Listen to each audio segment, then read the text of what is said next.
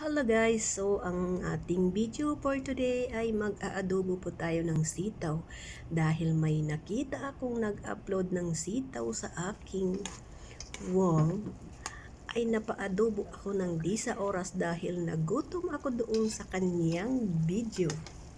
So, ayan. Yan ang nagagawa ng pagre-rehearse natin pag nakikita natin na may dumadaan na masasarap na ulam ay napapagaya tayo. So ayan na sis, napaluto ako ng di sa oras ng adobong sitaw dahil doon sa nilutong charot. So ayan, ang nilagay ko lang dyan ay yung laman loob ng kambing dito sa Saudi. Kasi naka-protein yung aming karne ng manok. Ang tagal ko pa yun anuhin.